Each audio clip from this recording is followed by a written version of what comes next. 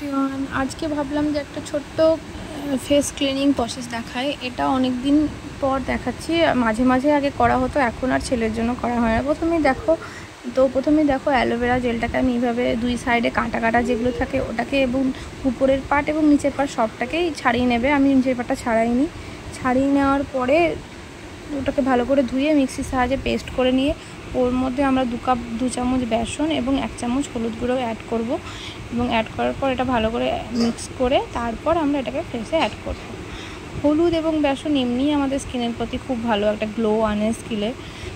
তার সাথে আমরা অ্যালোভেরা জেলটা অ্যাড করতে পারি। এটা হোমমেড অ্যালোভেরা জেল। যারা চাইছো যে হোমমেড অ্যালোভেরা জেল নেই, তারা পতঞ্জলির অ্যালোভেরা জেলটাও ইউজ করতে পারো, ওটাও বেশ ভালো।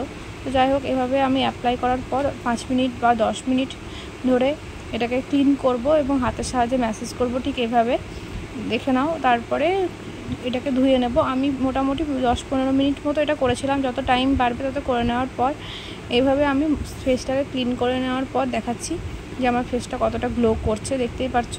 তো সপ্তাহে 2-3 বার এটা করতে পারলে খুবই ভালো পুজোর আগে, এবং পরবর্তীকালে আমরা স্টোর করেও ফ্রিজে রাখতে পারো। Thank you.